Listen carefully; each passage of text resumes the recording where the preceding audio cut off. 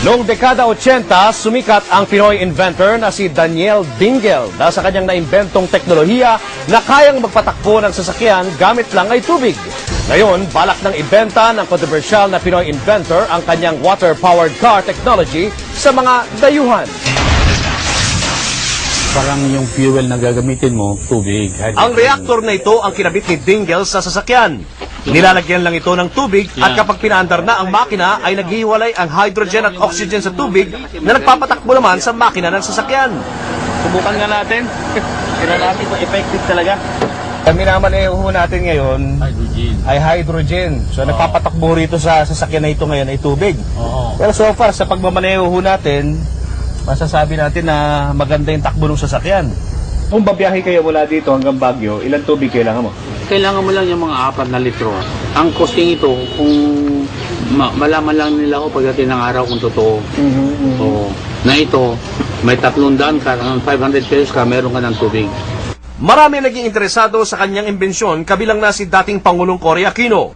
In 5 days or 1 week, sabi niya, mag-uusap na tayo. Ba't pumunta ka muna sa Central Bank? Sabi niya yung mga isang kwan doon, mataas na. Hindi pwede, sabi niya na kwan dito kasi our country is under obligation by the IMF and the World Bank not to produce anything that will compete the product. The reason behind it, sabi niya sa akin is, yung revenue ng gobyerno natin sa oil tax sa lahat, sabi niya, nagpupunta sa interest lang ng utang natin, kulang pa ibabayad. This technology is going. Ilang mga kritiko na rin ang nagbansag na peke ang kanyang imbensyon. Ang sinasabi nila, sira ulo daw kayo. Of course, sira ho. Kung hindi sira, hindi ka makagawa ng ganyan. So, these things are crazy. You need a crazy person to solve a crazy problem.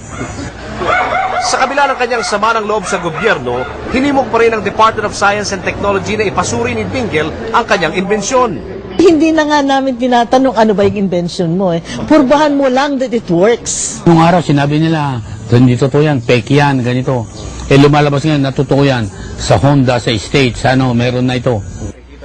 Pero dala-dala pa rin daw ni Dingle ang sama ng loob sa gobyerno.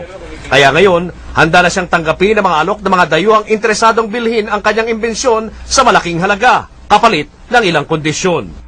Sa Switzerland, sa Germany, sa US, sa lahat, kung sino yung manufacturer doon ng mga kasakyan na gagamit ng technology na yan, hahire ng 200 na Pilipino para magtrabaho doon. So, yun ang plano ko.